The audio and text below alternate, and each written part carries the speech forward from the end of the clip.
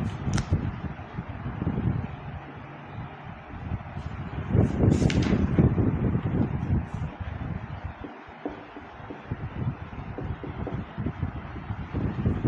Students, Gayatri school की online classes में आप सभी का हार्दिक स्वागत है।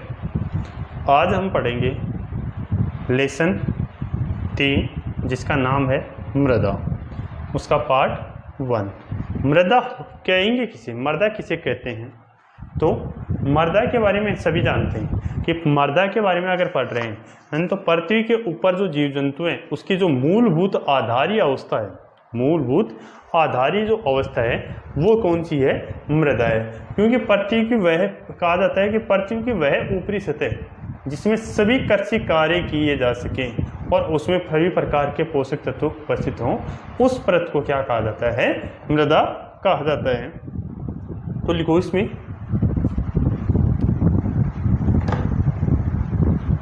मृदा की परिभाषा, पॉइंट डालो। मृदा की परिभाषा, मृदा की परिभाषा तो लिखो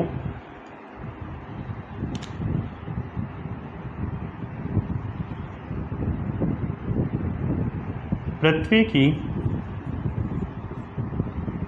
की सबसे ऊपरी,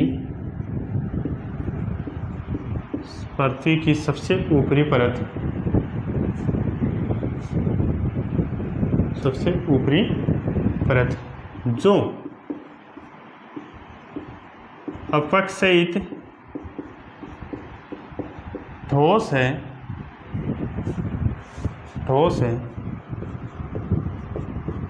जिसका निर्माण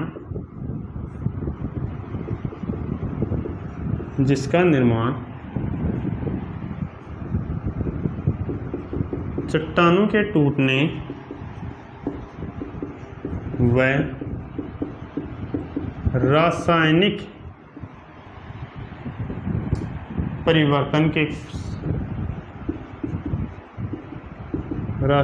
परिवर्तन से बने छोटे छोटे कणों को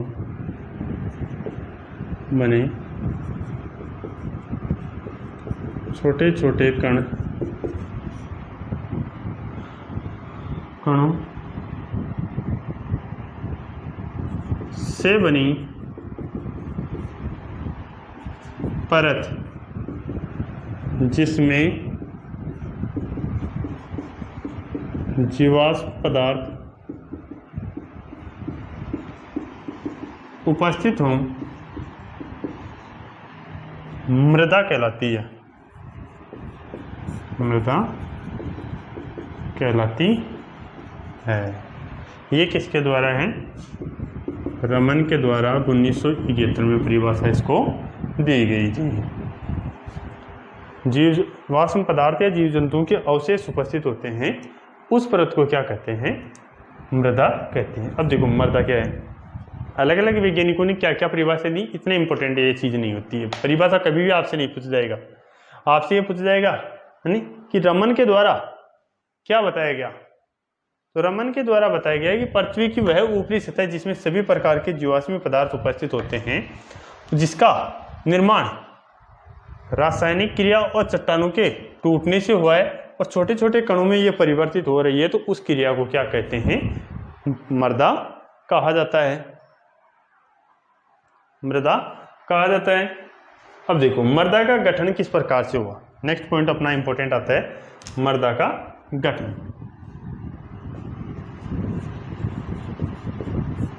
मृदा का गठन, मृदा बनी कैसे?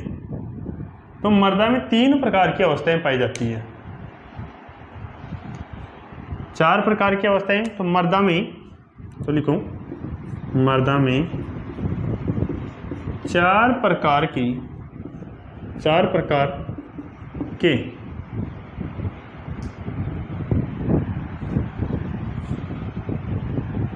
मृदा में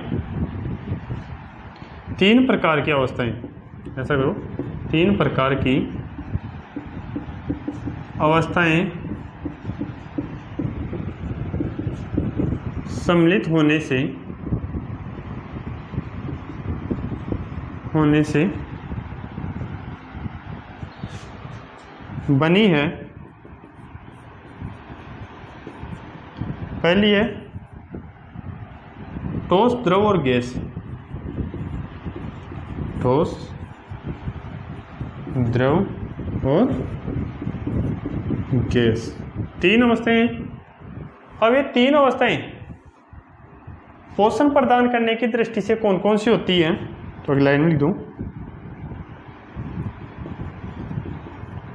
पोषण प्रदान करने की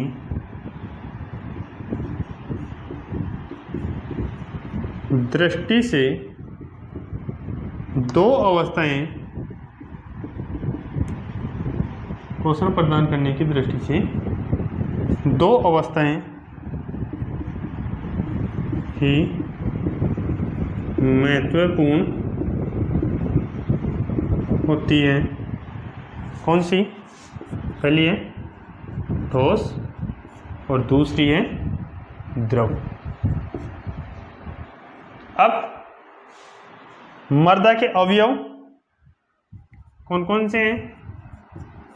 मृदा के अवयव, इसको लिख लो एक बार फटाफट ताकि हम आगे चलें।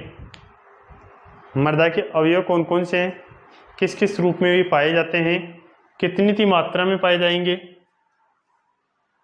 मृदा के जो अवयव हैं वो आते हैं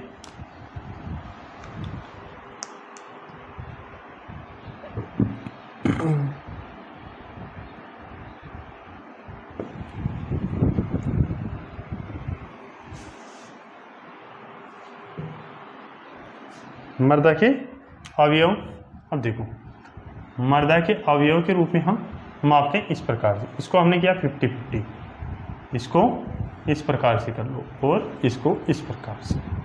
कंप्लीट बना दिया व्रत। तो 25, 25, 5 और 45%, ये क्या हो जाएगी? मृदा वायु, मृदा जल, खनिज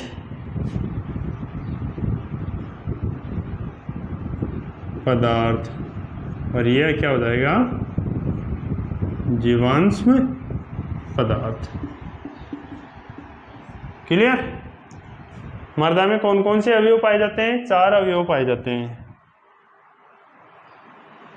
अगला लाइन लिख लो। इन सभी का कितनी सी मात्रा में पाए जा रहे हैं? 4 अवयव है। चारों अवयवों के नाम लिख दो। पहला है मृदा वायु, कितनी है? 25%। दूसरी मृदा जल, ये कितना है? 25% है। तीसरा है खनिज पदार्थ, ये कितना है? 45%। और नंबर पे जीवाश्म पदार्थ, जीवाश्म पदार्थ ये कितना है? 5%। ये हो गया मृदा अवयव। मृदा अवयव है ये। क्लियर? ये मृदा के अवयव है और ये इसका आयतनिक संगठन भी पाया जाता है।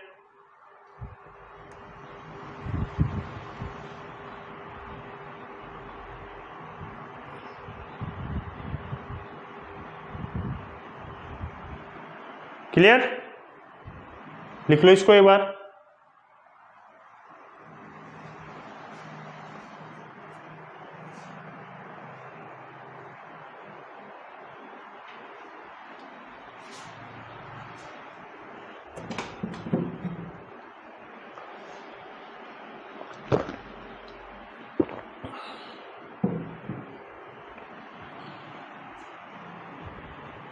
हो गया?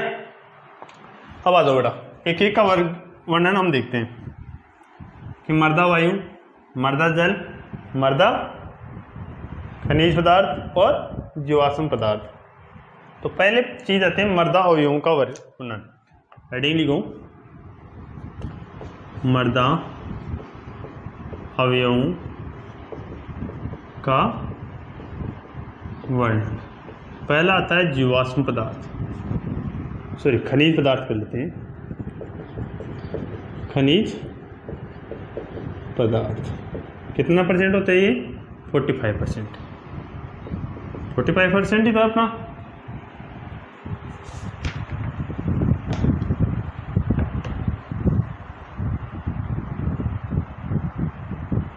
अब देखो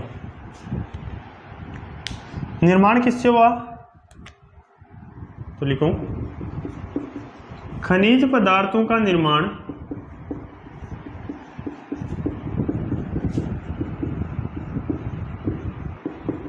चट्टानों के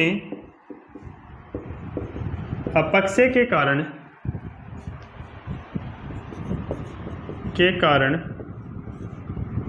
प्राप्त होता है।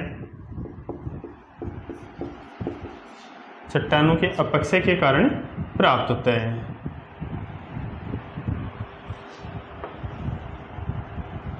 चट्टानों के अपक्षय से प्राप्त होते हैं। ये पदार्थ, ये खनिज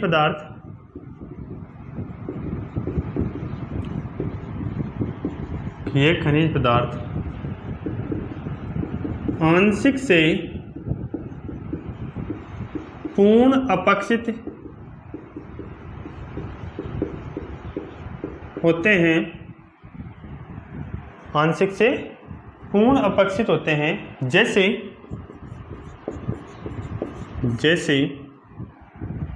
स्वतंत्र, जैसे सिलिका, एल्यूमिनियम,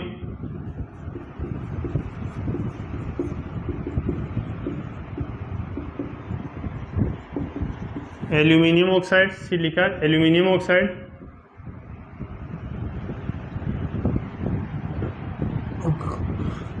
और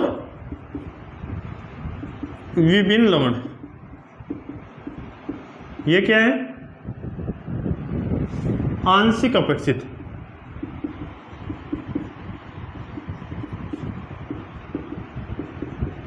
आंशिक अपक्षित पदार्थ है जो किससे बन रहे हैं? चट्टानों से।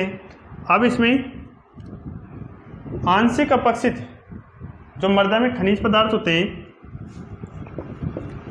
मृदा में खनिज पदार्थ वो कितने थे हैं? 90% कौन कौन से पाए जाते हैं?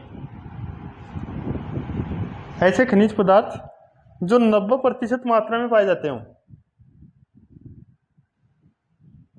90% मात्रा में कौन से पदार्थ पाए जाएंगे? खनिज पदार्थ।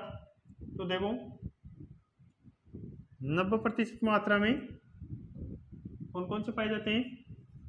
सिलिका, एल्यूमिनियम, आयरन और ऑक्सीजन। 90% मात्रा में कौन से पाए जाएंगे? सिलिका, एल्यूमिनियम, आयरन और ऑक्सीजन।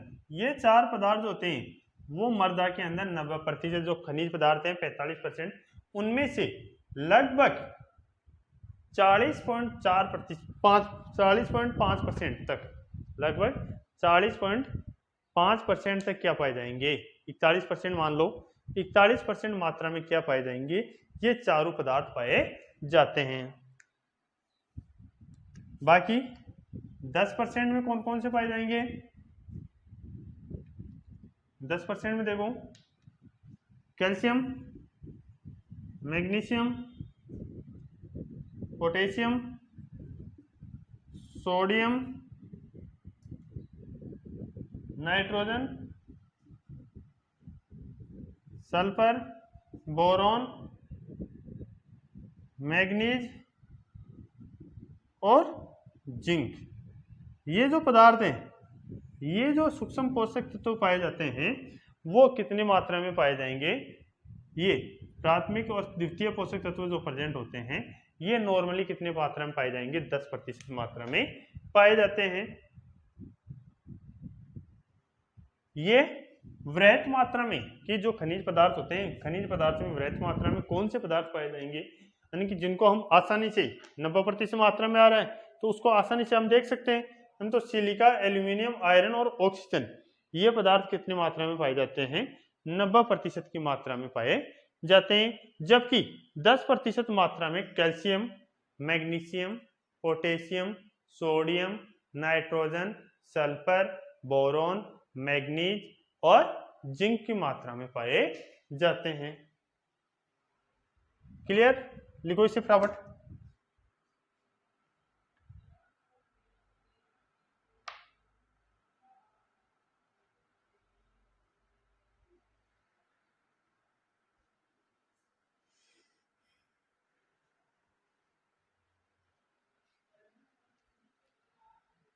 हो गया?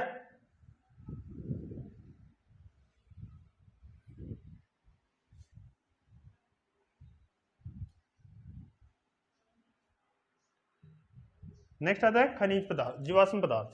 2 नंबर पे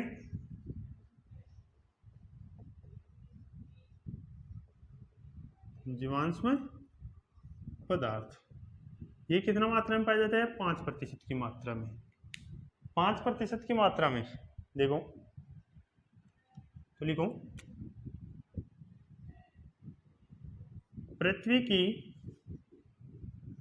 ऊपरी सतह पर 3 से 5% की मात्रा में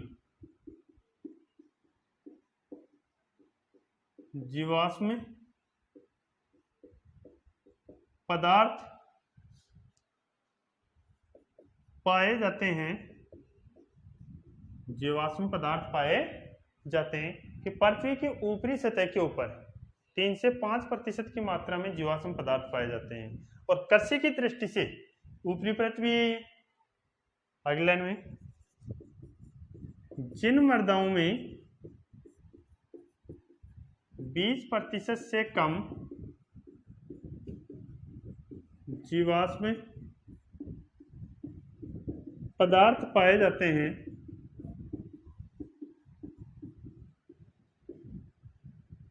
उन्हें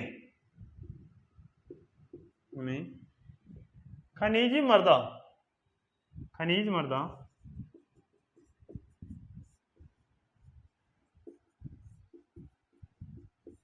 कहा जाता है। कि जिन मृदाओं के अंदर, अगली लाइन में एक और लिख लो, कृषि की दृष्टि से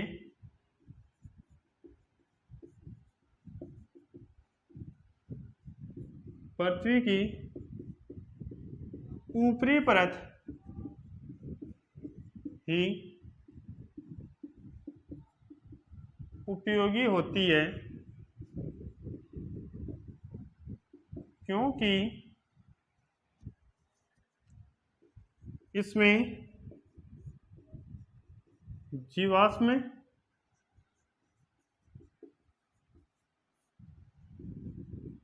पदार्थ की मात्रा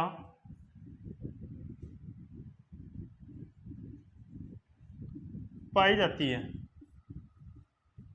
जीवाश्म पदार्थ की मात्रा पाई जाती है कि पृथ्वी की ऊपरी सतह पर 3 से 5% की मात्रा में क्या होता है? जीवाश्म पदार्थ पाए जाते हैं। जिन मृदाओं में 20% से कम मात्रा में जीवाश्म पदार्थ होते हैं उन्हें कौन सी मृदा कहा गया है? खनिज मृदा कहा जाता है। और कृषि की दृष्टि से पृथ्वी की ऊपरी परत ही उपयोगी होती है, क्योंकि जीवाश्म पदार्थ की मात्रा इसमें सर्वाधिक मात्रा में होता है। हो गया? लिख लो बेटा इसे।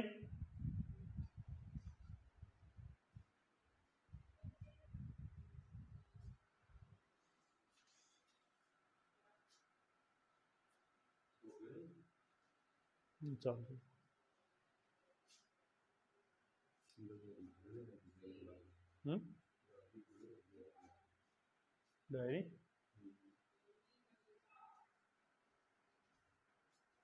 लिख दिया। अब आगे दो, नेक्स्ट मृदा जल।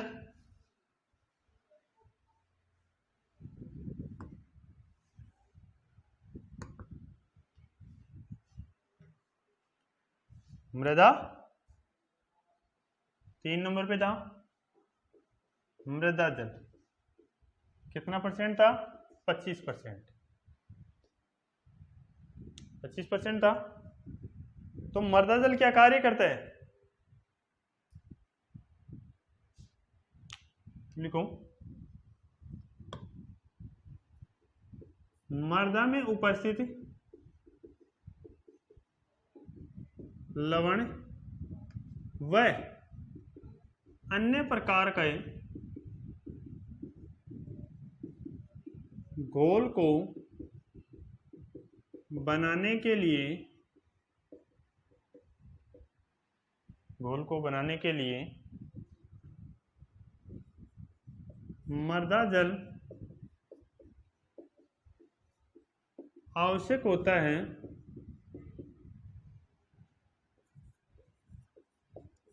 मर्दा जल मृदा के रंध्र अवकाशों पाया जाता है। रंध्र अवकाशों में पाया जाता है। यह जल मृदा कणों के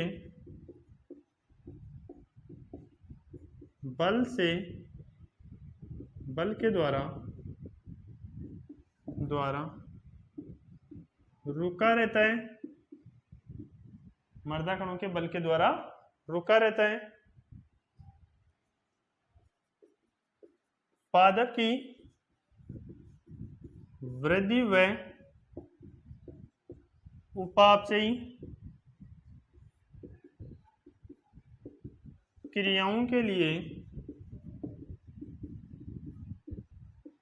मृदा जल का होना अति आवश्यक है।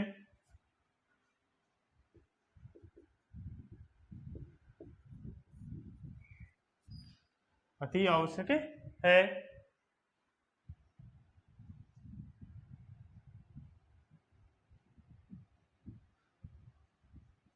मृदा जल व वायु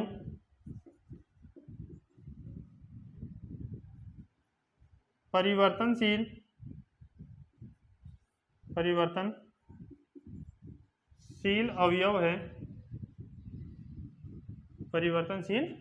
अवयव है। अब देखो, मृदा में उपस्थित लवण व अन्य प्रकार के घोल को बनाए रखने के लिए मृदा के जल की आवश्यकता होती है। दूसरी क्रिया क्या है? मृदा जल क्या है?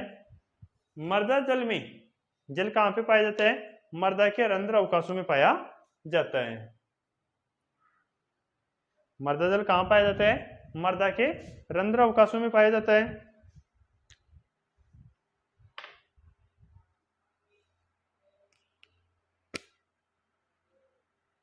मृदा जल मृदा के रंध्र अवकाशों में पाया जाता है। तीसरा है मृदा जल मृदा कणों के जो बल होता है, मृदा कणों का जो बल लगता है उसके द्वारा ये रुका रहता है।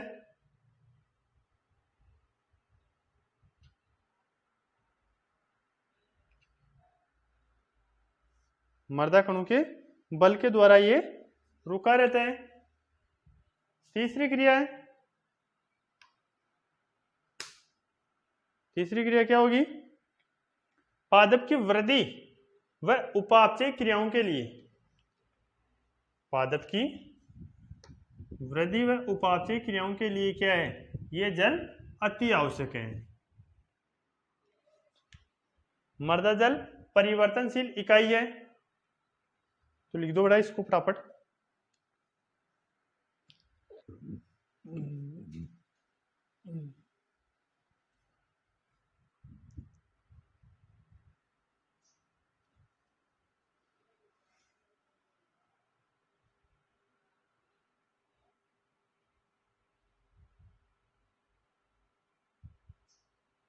हो गया? लिखो बेटा इसे।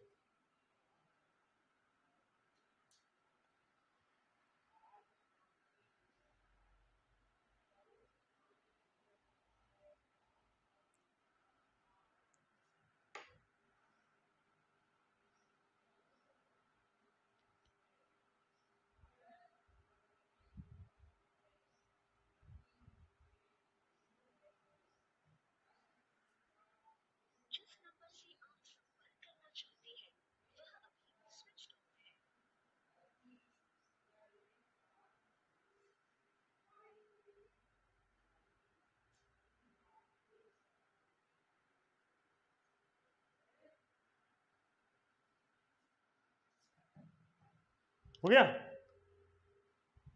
अब हेडिंग लिख लो, एक मर्दा वायु।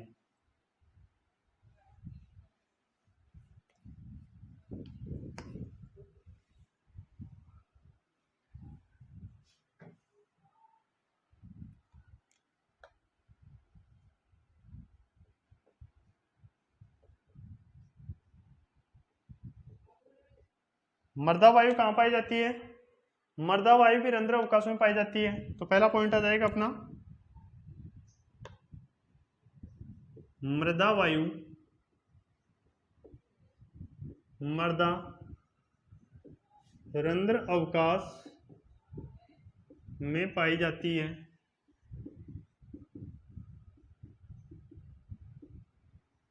मर्दा रंध्र अवकाश में पाई जाती है। दूसरी की क्या है, यानी कि मर्दा अवायु में कौन कौन सी मर्दा में कौन कौन सी वायु पाई जाती है?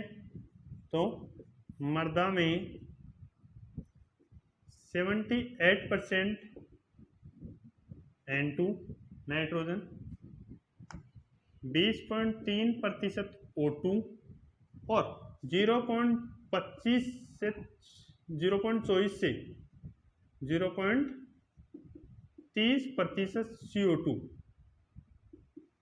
गैस पाई जाती है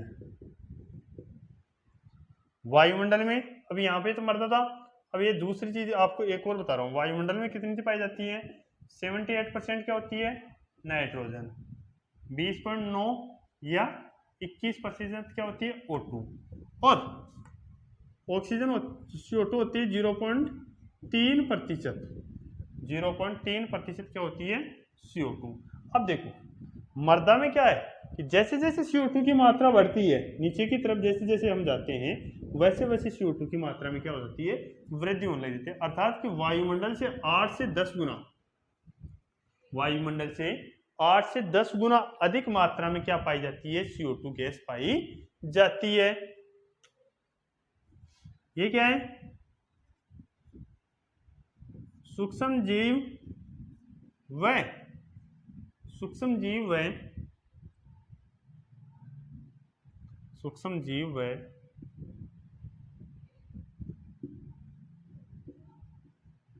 पादप वृद्धि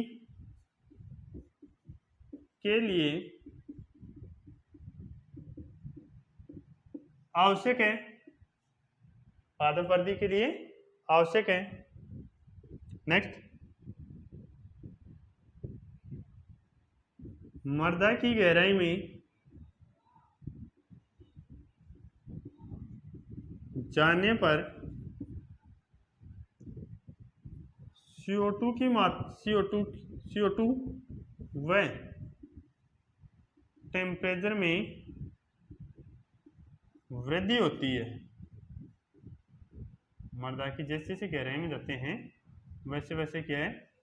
CO2 और टेम्परेचर में क्या होती जाती है? वृद्धि होती जाती है।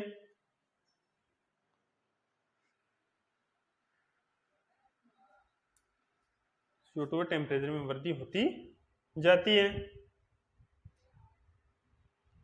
हो गया।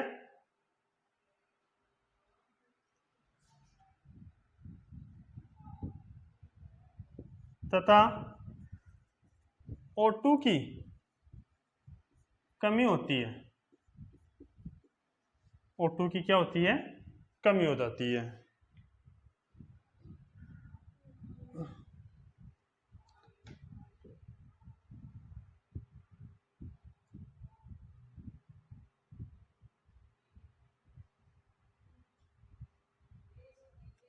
हो गया कंप्लीट।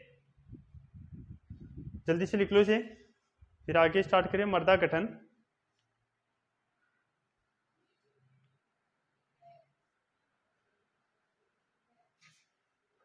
मृदा गठन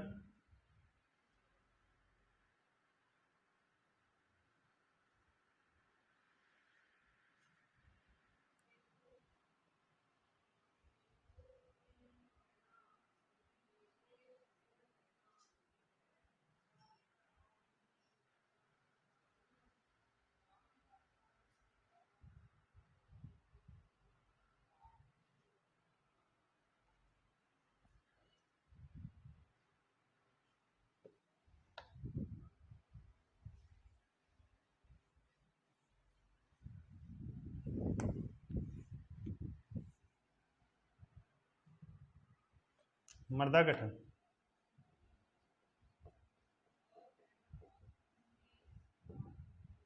अब देखो मर्दा का निर्माण, गठन या कणाकार, मर्दा गठन या कणाकार।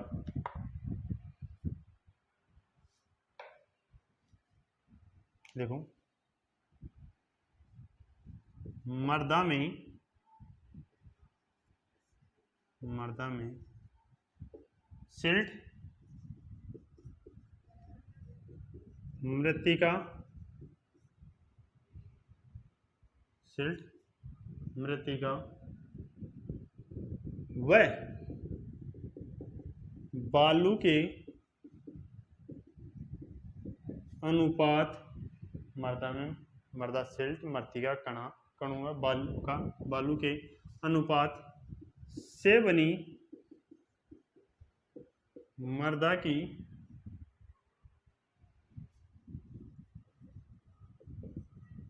मोटाई या महीनता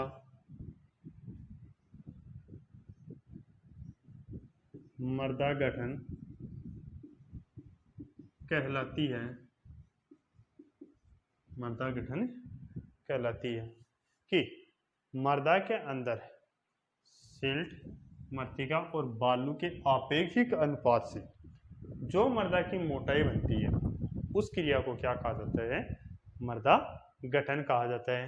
क्योंकि उस क्रिया के आधार पर कि मर्दा के अंदर कौन कौन सी ऐसी क्रियाएं हैं जिसके आधार पर मर्दा का गठन किया जा सकता है। हो गया? तो देखो आगे, अब देखो मर्दा के कणों का आकार का निर्धारण कौन करता है? मर्दा के अंदर जो कण हैं उनके आकार का निर्धारण कौन करता है? क्योंकि आकार का निर्धारण होगा तो हम यही तो बता सकते हैं कि हाँ मृत्तिका कौन से कणों के आकार को कहेंगे, सिल्ट कौन से कणों के आकार को कहेंगे और दोमट कौन सी कणों के आकार के मर्दा को कहेंगे। बालू, सिल्ट, दोमट जो भी आ रही है अपनी मर्दा के कण, उसके आधार पर हम मर्दा कणों का आकार निर्धारण कर सकते हैं। यानी कि किस आधार पर करेंगे? तो वो हमारी क्या है, यानी कि हमारे संपूर्ण विश्व की कुछ संस्थाएं हैं, संपूर्ण विश्व में कुछ ऐसी संस्थाएं हैं जो क्या कार्य करती है कि उसका निर्धारण करने का कार्य करती है कि सिल्ट, दोमट, मृत्तिका कणों का आकार का निर्धारण कौन कौन सी शाखाएं करती हैं। तो वो शाखाएं हम देखते हैं बेटा अभी। तो दो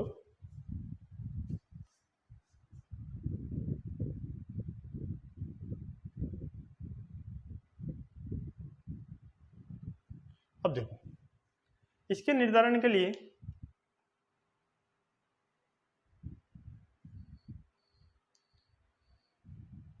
लिखो एक लाइन में,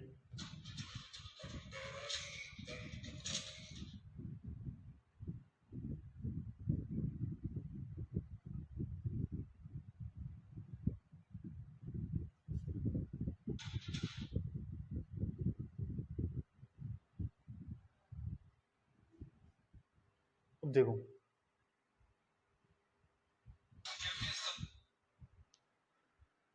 देखो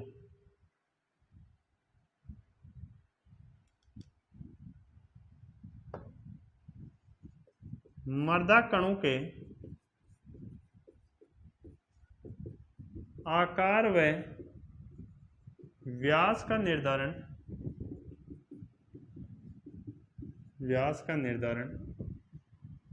निम्न संस्थाएं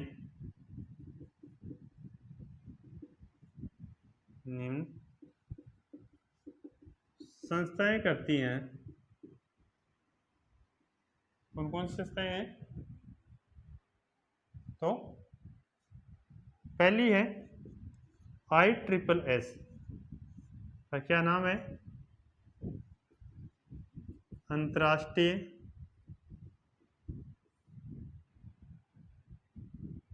या इंटरनेशनल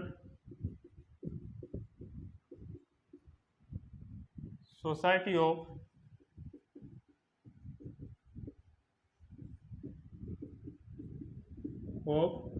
सोयल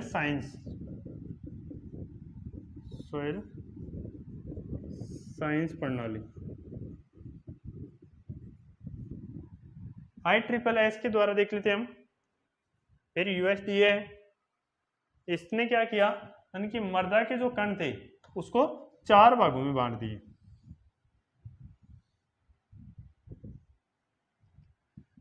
चार भागों में बांटे। क्रम संख्या, कण वर्ग का नाम और माप, कण का व्यास, कण का व्यास। पहला था, कौन सा था, मोटी बालू। मोटी बालू, फिर महीन बालू, फिर सिल्ट और मृत्तिका। कंप्लीट। हम करते हैं मृत्तिका से स्टार्ट। करेक्ट हिसाब से हम चलते रहेंगे। इसका व्यास होता है 0.002 mm से कम, से कम। क्लियर। अब आ जाओ, इस 0.022 mm को हम लेंगे तो ऐसे आ जाओ, सिल्ट का व्यास है 0.02 से 0.002 mm। अब इसको लेके आ जाओ यहाँ पे, तो यहाँ पे रख दो 0.02 से 0.2 से लेकर के। क्लियर। 0.2 से या 20 आ जाएगा, 2 का मतलब क्या होता है 20। अब इसको आ जाओ कि इसको यहाँ पे ले आओ 0.20 से 2.0। क्लियर। याद रखना है इतना, एक को रख लो, दूसरा ऑटोमेटिकली आ जाएगा। मृत्तिका के कणों का व्यास याद कर लो बेटा, 0.002 mm से कम। सिल्ट का 0.02 से लेकर के 0.002 mm। महीन बालू का 0.2 से लेकर के 0.02 mm। और मोटी बालू का 2 mm से लेकर के 0.02 mm होता है। तो ये था अपने ISSS society, international society of soil science प्रणाली के अनुसार ये मृत्तिका के कणों का व्यास था। कंप्लीट करो बेटा, इसे फटाफट लिख लो ताकि हम USDA के अनुसार भी स्टार्ट करें।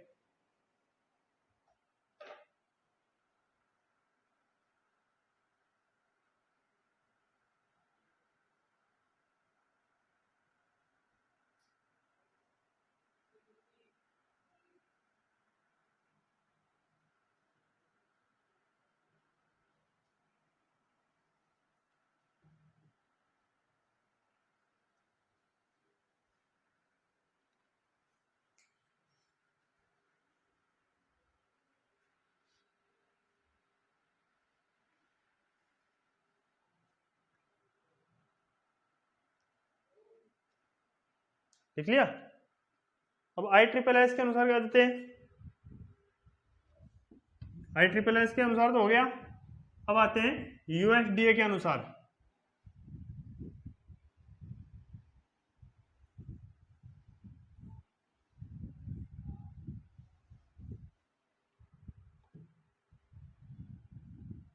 USDA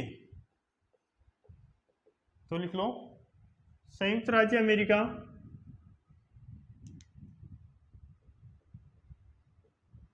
संयुक्त राज्य अमेरिका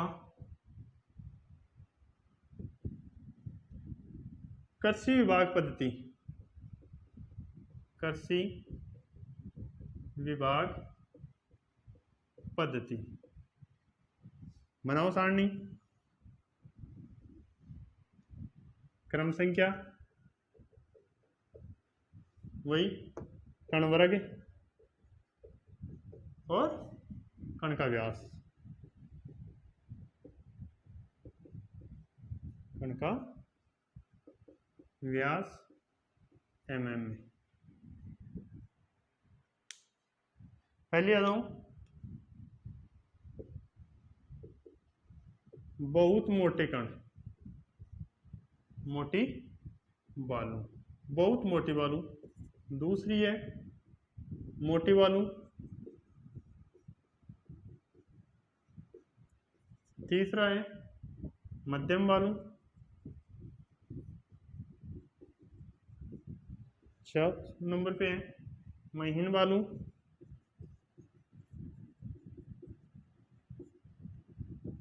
पांच नंबर पे है बहुत महीन बालू,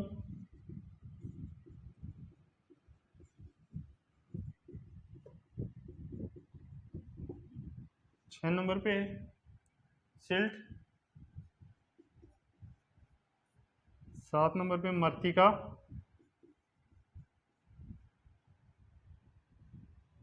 और आठ नंबर पे क्या है कोलर्ड, कोलाइड। कणों का व्यास 2.0 से 1.0 mm। अब आते जाओ 1.0 से 0.5 mm, फिर इसको ले आओ 0.5 से 0.25 mm, महीन बालू 0.25 से 0.10 mm, फिर बहुत महीन बालू 0.10 से 0.05 mm, फिर सिल्ट 0.05 से 0.002 mm, और मर्तिका 0.002 mm से 0.0005 mm, और कोलर जो है वो आ जाएगा 0.0005 mm से कम। क्लियर? ये था बेटा, बिल्कुल इजीली है, ये बिल्कुल इजी है, बिल्कुल भी टिपिकली नहीं है। ये दोनों जो सारणियां हैं, और हर बार यहाँ से जो क्वेश्चंस आपके पूछे जाते हैं वो लगभग 90% जो क्वेश्चंस आता है जेट का वो इन्हीं में से आता है। इनसे हर बार एक क्वेश्चन आपका 100% जेट के अंदर आता है, वो आपको सारणी में, अगर मान लो कि दोनों में से एक क्वेश्चन आता है, दो सारणी याद करने में ही 4 नंबर बन रहे हैं, तो प्रॉपर्टी मिलेगा बेटा। फटाफट लिखो बेटा इसे।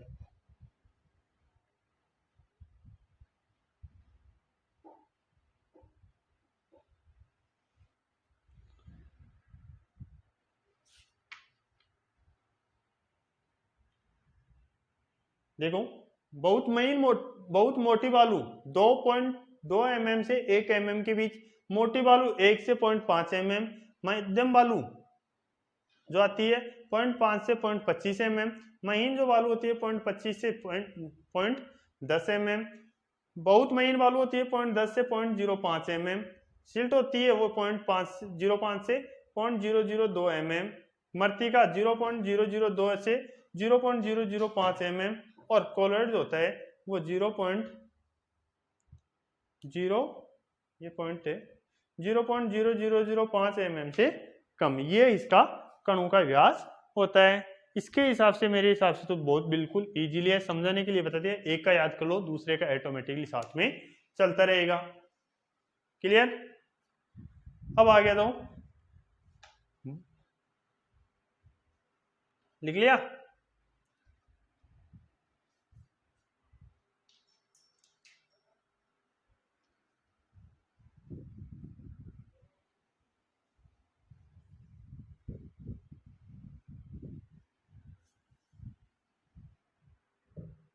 अब आ जाओ मर्दा के मुख्य अवयव का वर्णन। मर्दा के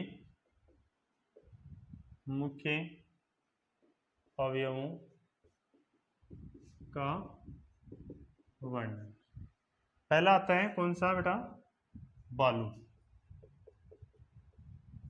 बालू मर्दा किसे कहेंगे? कि ऐसी मर्दा जिसके कण, रंग कैसा होता है? मर्दा का रंग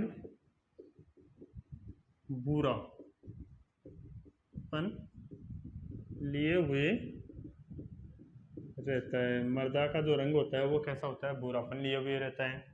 दूसरा होता है इसका जो आकार होता है, कण होते हैं, कण मोटे होते हैं,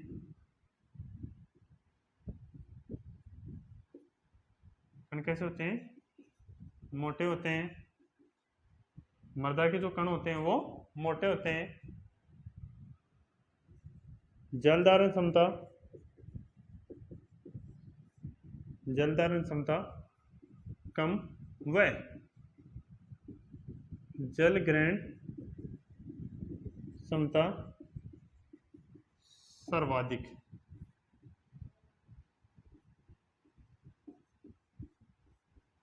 जल ग्रहण क्षमता क्या होती है? सर्वाधिक होती है।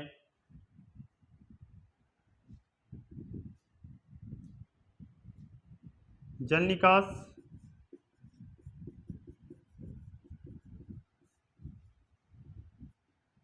उपयुक्त होता है।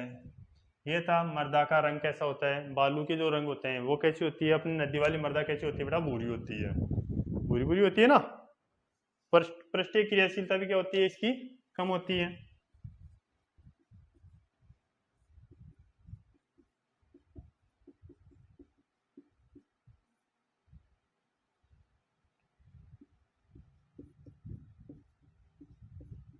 पृष्ठीय क्रियाशीलता कम होती है। अब देखो मृदा का रंग कैसा होता है? भूरापन लिए हुए रहता है।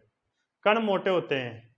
जल धारण क्षमता कम व जल ग्रहण क्षमता अधिक होती है। मतलब कि जल को रोके रखने की जल धारण क्षमता और जल ग्रहण क्षमता दो प्रकार की आती है बेटा। एक जल धारण तो होती है कि जल लेने के बाद में, जैसे हमने पानी दिया, पानी देने के बाद में वो जल कितने समय तक उस मृदा में रुका हुआ रहता है, वो जल कितने समय तक उस मृदा के अंदर रुका हुआ रहे, तो उसके आधार पर जल ग्रहण क्षमता होती है, वो तो होती है जल धारण क्षमता। और जल ग्रहण यानी कि कितना ही दे दो, पानी बहे नहीं। देखा होगा वर्षा ऋतु के अंदर नदी वाली जो मिट्टी होती है उसमें चाहे कितना ही पानी डाल दो, रेगुलर वर्षा हो रही है 1 घंटे तक जबरदस्त, और कुछ समय के बाद में आधे घंटे बाद में देखते तो हमारे को वहां पे कोई पानी भरा हुआ दिखाई नहीं देता है। और एक है जैसे मान लो काली मृदा अपने घर के आसपास में, या मान लो कि खेत में जो काली मृदा होती है, अगर 1 घंटे तक वर्षा होती है, 1 घंटा दूर की बात, उसमें आधे घंटे ऐसी मूसलाधार वर्षा हो जाती है, तो कुछ समय के बाद में हमारे को वहां पे वर्षा जल क्या होता है, पूरा का पूरा खेत लबालब भरा हुआ दिखाई देता है। तो उस आधार पर भी हम ये बता सकते हैं। क्लियर? लिखो फटाफट से।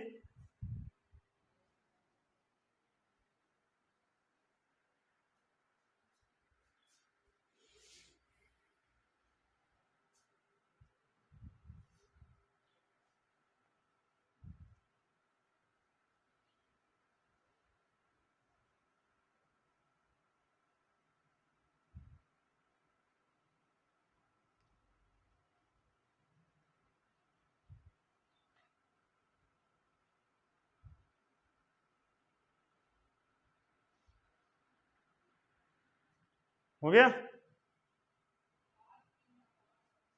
2 नंबर पे लिखो सिल्ट मृदा।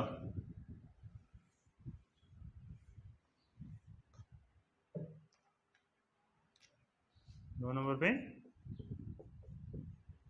सिल्ट, तो लिख दो कणों का आकार अनियमित,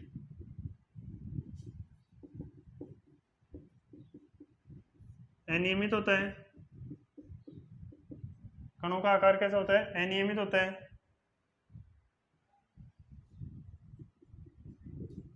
पृष्ठीय क्रियाशीलता, क्रियाशीलता, जल धारण क्षमता बालू से अधिक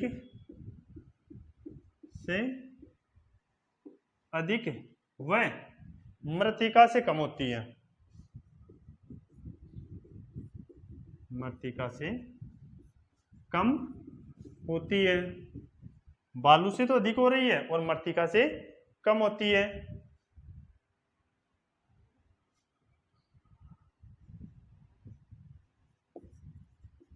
केसीय जल व रंध्र अवकाश अधिक होता है। केसीय जल और रंध्र अवकाश क्या होता है? अधिक। तो केसीय जल और रंध्र अवकाश अगर अधिक है तो फसल उत्पादन की दृष्टि से उपयुक्त मृदा। फसल उत्पादन दृष्टि से क्या है, ये उपयुक्त मृदा है। फसल उत्पादन की दृष्टि से ये क्या है, उपयुक्त मृदा है। देखो, कणों का अनियमित आकार, कणों का आकार क्या है, अनियमित है। तो अगर छोटे मोटे कण है, जैसे मोटे मोटे कण होंगे तो उसमें रंध्र अवकाश ज्यादा होगा। जैसे मान लो कि ये कण है, इस प्रकार से मोटे कण है, पानी आया डायरेक्ट नीचे जा रहा है, इस प्रकार से मोटे भी हैं और कुछ छोटे इस प्रकार से कण भी हैं। तो ये जो है पानी आया तो यहाँ पे रुकेगा ये पानी कुछ समय के लिए, फिर क्या है नीचे मोटे कणों का आ गया, फिर महीन कण, तो इस प्रकार से उसको जल ग्रहण क्षमता क्या होती है, सामान्य से अधिक होती है। बालू से तो ज्यादा होगी, लेकिन मृत्तिका क्या है, मृत्तिका और भी है, मृत्तिका की जो जल धारण क्षमता वो और भी अधिक होती है। तो इससे क्या होती है, मृत्तिका के कणों का आकार कम होता है। तो इसका जो जल धारण क्षमता क्या होती है, पृष्ठीय जल क्रियाशीलता व जल धारण क्षमता क्या होती है, मृत्तिका से कम और बालू से अधिक होती है। तो लिख लो बेटा इसे। और फसल उत्पादन की दृष्टि से केशिय जल जिस मृदा में ज्यादा पाया जाएगा, पौधों को उपलब्ध होने वाला जो जल है वो कौन सा होता है, केशिय जल होता है। केशिय जल जिस मृदा में अधिक पाया जाता है उस मृदा के अंदर क्या होता है, फसल उत्पादन अच्छी तरह से किया जा सकता है। करो बेटा फटाफट से।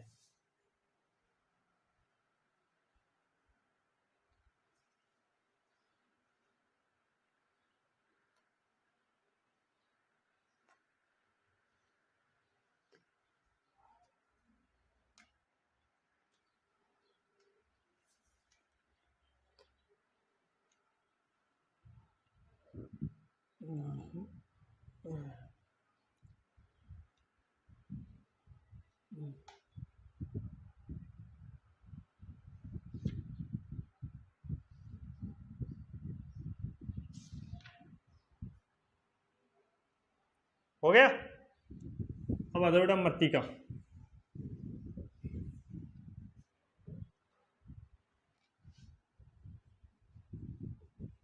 मृत्तिका, मृत्तिका में देखो,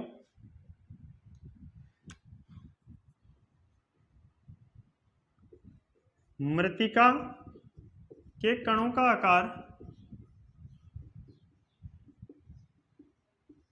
सबसे कम होता है, सबसे महीन होता है। मृत्तिका के जो कण है उसका आकार क्या है, सबसे महीन है। दूसरी चीज, रंध्र अवकाश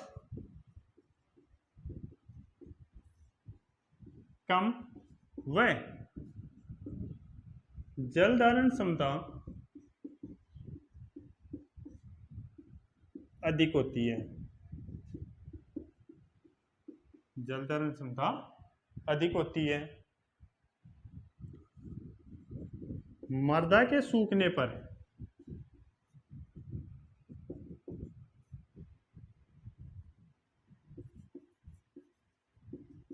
मृदा के सूखने पर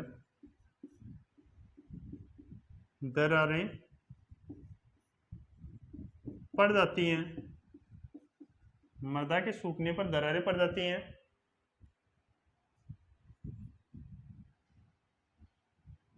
सूखने पर दरारें पड़ जाती हैं।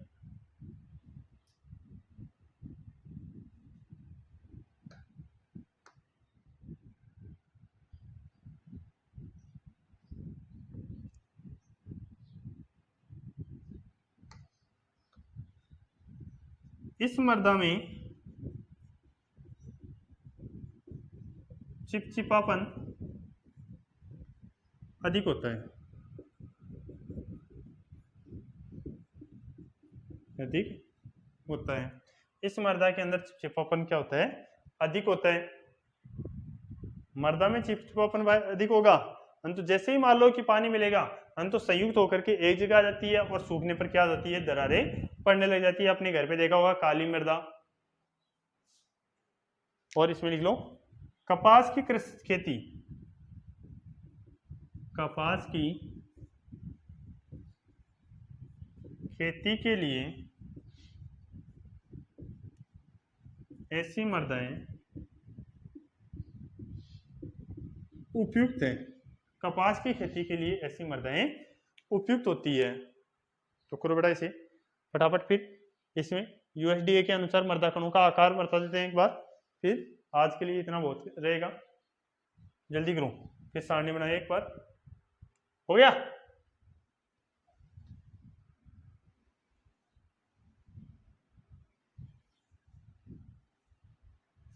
लिखो।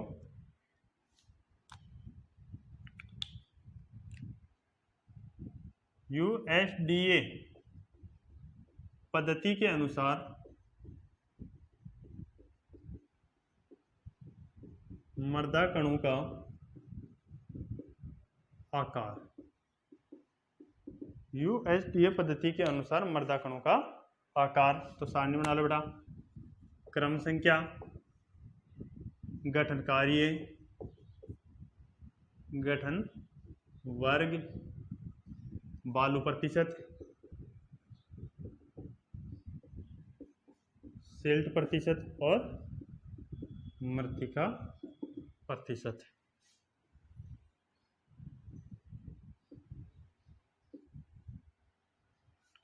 बालू, सिल्ट और मृतिका। क्रम संख्या 1 बालू वर्ग, बालू, बालू, लोम, लोम, सिल्ट लोम,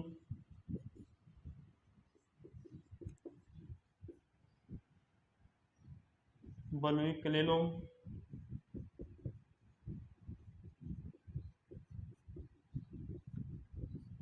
बलुई क्ले लोम, सिल्ट क्ले लोम,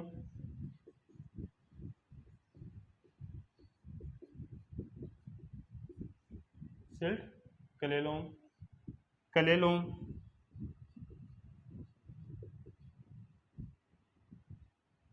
बलुई क्ले,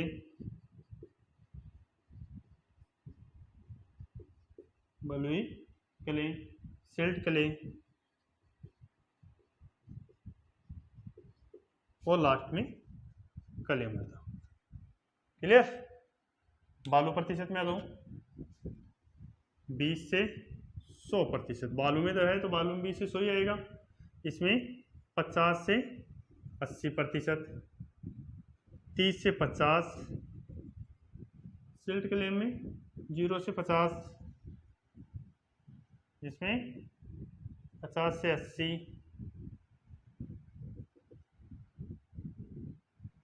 0 से 30, 20 से 50, 50 से 70, 0 से 20 और 0 से 50%। ये तो हो गया बालू प्रतिशत। 0 से 20% है सिल्ट, 0 से 50% बालू लोम में सिल्ट की मृदा, 30 से 50, फिर 50 से 100,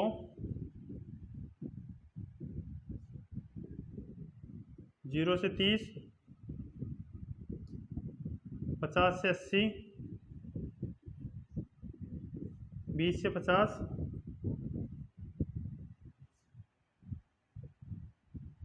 20 से 50, 0 से 20,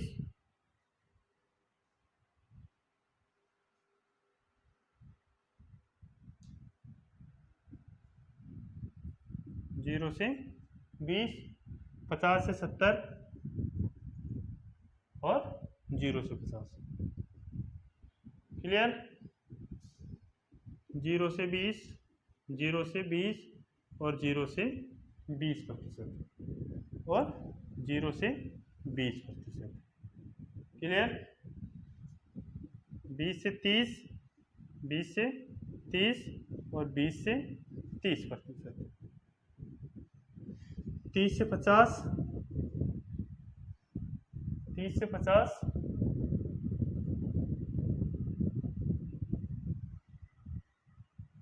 और 30 से 100। आंकलन कर लेना बेटा। 3 इकाइयां बनेगी इसमें, ये देखो। क्लियर?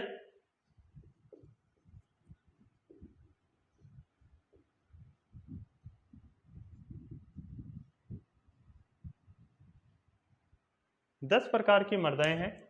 10 प्रकार में यूएसडीए के अनुसार इसमें जो सिल्ट, क्ले, दोमट मृदा जो भी है इसका नामकरण आपके अकॉर्डिंग इस प्रकार से इसके अंदर कि बालू मृदा में 20 से 100% तक बालू पाई जाती है, बालू लोम में 50 से 80% तक पाई जाती है, लोम में 30 से 50%।